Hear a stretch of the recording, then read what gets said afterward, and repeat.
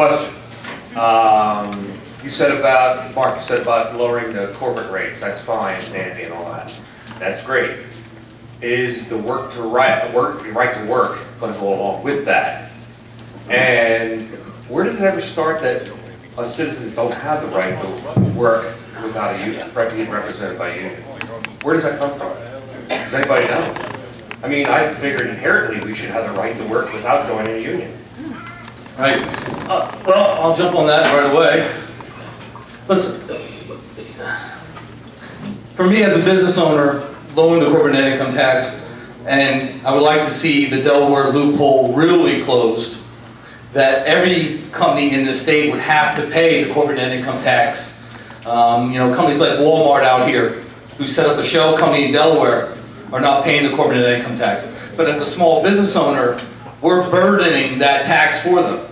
So I would like to see the loophole closed entirely, and every business pay a fair tax across the state. Now, you asked about the unions. And back in the day, there was a necessity for the unions. No doubt about it. And even today, there's some necessity for the unions because we cannot trust every business owner out there to do the right thing. As a business owner, I want to make sure my employees have health care. I want to do everything I can to make sure my employees can raise a family and send their kids to college. There's some companies, though, that will do it right. And we have a great company located right here in Berks County, Slouch Excavating. They're a non-union company. But the difference between, the difference between what Barry is doing, the owner of that company, and what other owners are doing, is they're taking advantage of their employees. Barry takes great care of his employees. Those employees love working for him. But unfortunately, that's not the way it is across this state. We got to make sure our conditions are safe. We got to make sure the work is getting done right. We are in a different time where we are getting more pushback from both sides, and the right to work. I mean, no doubt, there's a good, push behind right to work. But do you also know that the 10 poorest states in the nation are right to work? And that's a fact. The 10 poorest states in this country are right to work. Now, we got to be able to take right to work and mix it with unions and be able to coexist. And that's what I truly believe. Thank you.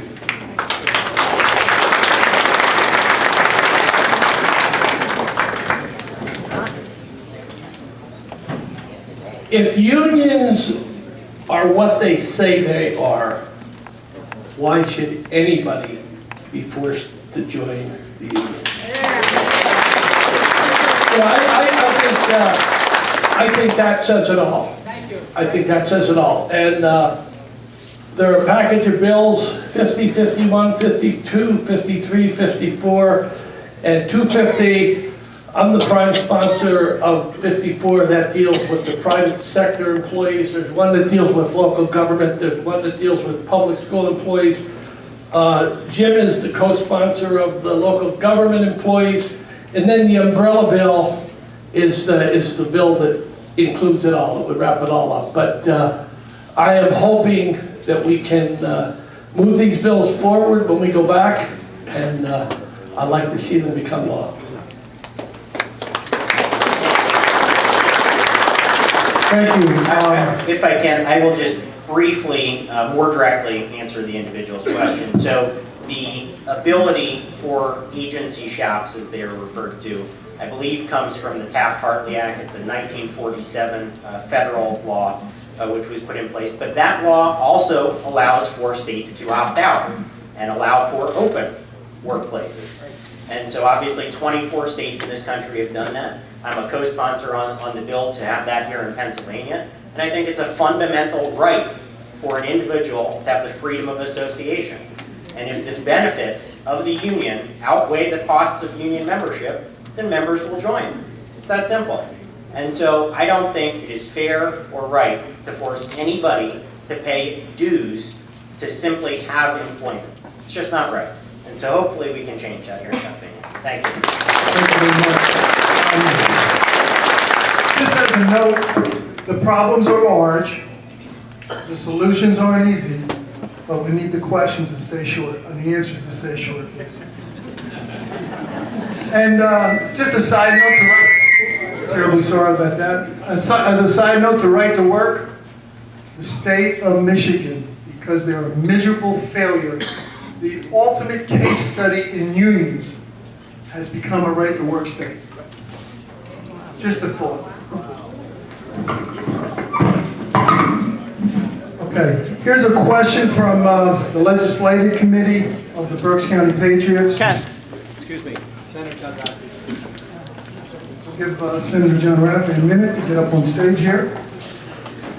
Thank you for joining us. You only missed one question. I'm going to put you right to work. Introduce yourself, Senator. Introduce yourself, take 2 minutes and tell us about your exact district and some of your buzz topics. I'll even be briefer than that. John Rafferty, I have 44 Senatorial District, Berks County. My new district will include Amity, which I have in my present district, Douglas, which I have in my present district, and I'll be picking up Union. Those are the 3 municipalities I have. The bulk of my district is Montgomery and Chester counties. And I'm chairman of the Transportation Committee, vice chairman of the Judiciary Committee on Appropriations, Banking and Insurance, Professional Licensure, and Law and Justice. I'm in my 3rd term in the Senate, and I'm working very hard for you, trying to get some things done, and have been working very closely with my colleagues here in Berks County. So it's a pleasure to be here. I'm going to hold up the questions, and I'll jump in. Thank you. Thank you. This question is from the Berks County Patriots Legislative Committee. What issues will the PA Senate Pension Reform Bill, known as SB2, face in the PA House? So this will be reserved for the 2 senators we have up there, since it's their bill. When we left session for the summer, the Senate bill was pretty well loaded, I think, with where we wanted it to be. That would include going forward 401k benefits for anybody brought on board. Where we started to detect some ripples was something actually I think is a great idea. If we as legislators want to show we're part of this and trying to solve the problem, then any of us who face re-election and are fortunate enough to be re-elected, our pension under the old system would be frozen, but going forward, we would be in the 401k. So we're looking at that very closely in the Senate. That created a few ripples for us, but we were in a position we were getting ready to launch Senate Bill 2, worked on very hard by Senator Pat Brown and Senator Mike Brubaker. They really put together a nice piece, and I had asked for an amendment to be offered in finance it was, so I told him I'd work with him on the bill. So that's where it is in the Senate right now. I don't know if Dave wants to add anything. And there are a lot of political reasons not to deal with this. You can imagine how many groups are camped out against it. But it is such a big issue, we can't in any way avoid this. It's something we have to do. The business community figured it out 10, 20, 30 years ago. It is literally the 800-pound gorilla hiding in the corner of the House and Senate that's going to eat us all alive as taxpayers if we don't fix the problem. And waiting only makes it worse. I believe Tom Calpagirone has a little bit of a follow-up with some good information to add to this particular question. Yeah, it deals with municipal police pensions. For the last several years, I've been trying to get the FOP to understand that a lot of the local municipal governments and their police pensions were way underfunded, and that eventually there were going to be problems. Well, they fought me on it until finally this year I could have fallen off my chair. They came to me and they said, you and Glenn Grell, who's a Republican, a good friend of mine from Cumberland County, we put out a co-sponsorship to do what to look at merging all the police pensions in the Commonwealth so that they can sustain themselves. If that can be accomplished, and it's not going to be an easy lift, the next would be the firefighters and municipal employees, because a lot of the municipalities are having difficulty meeting their pension obligations, and we're starting off first with police. But the FOP approached me, finally agreed with what I was attempting to do over these last several years, and we're in the process of getting that started. So I just wanted to share that with you. Thank you. Now, question from the audience. Yeah, I have a question and then a comment. The question is about the tax reform. What is the opposition's reasoning for not passing it? And my comment is, I had built my own house 25 years ago. I've worked hard, just like everybody else in here, to pay their mortgage off. I paid my mortgage off. My taxes today are more than my mortgage was 25 years ago. All but $500 a month I got to put away to pay my taxes. That's a crime.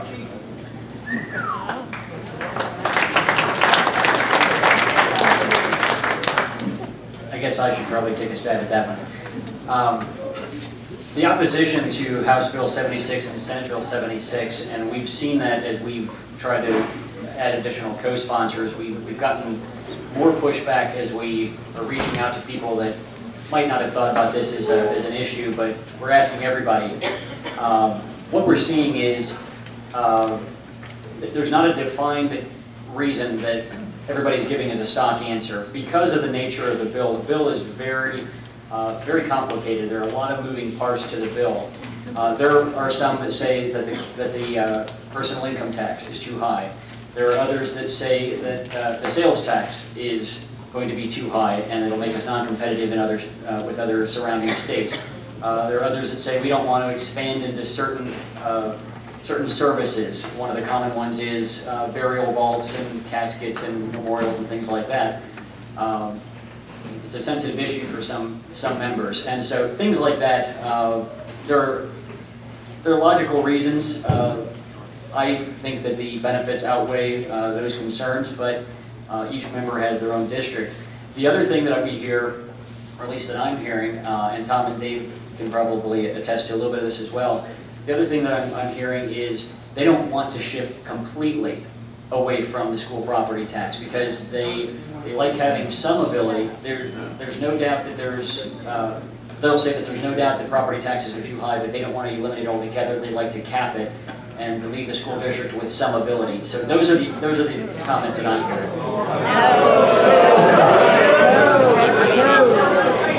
Thank you.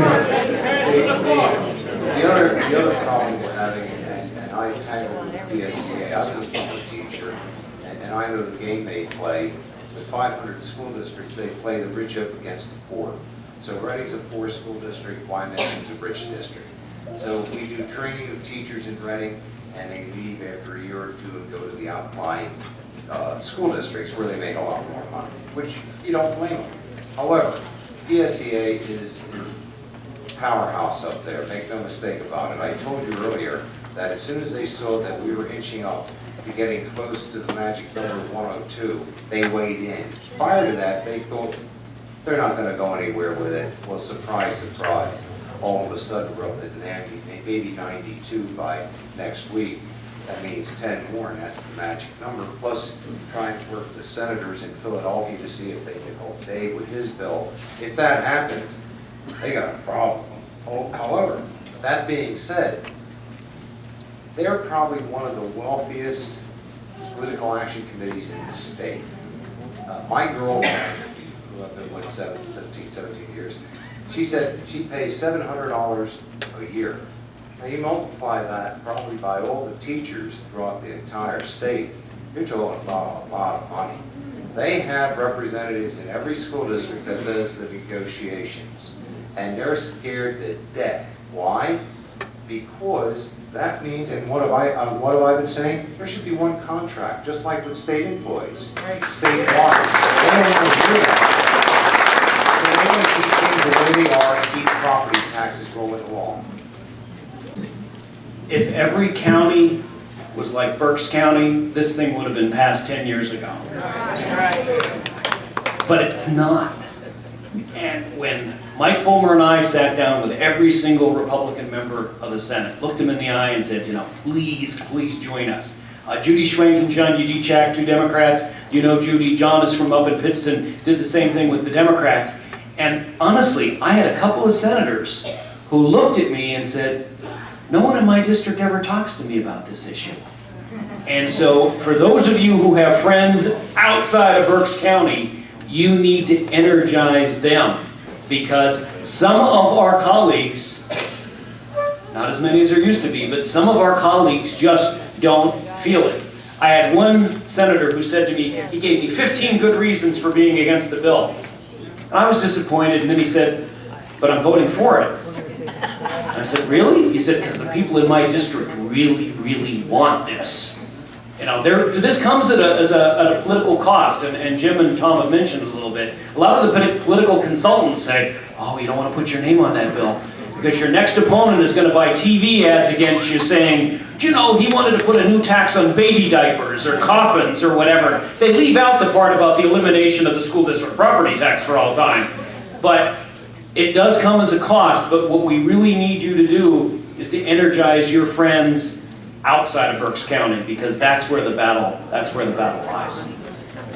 Thank you.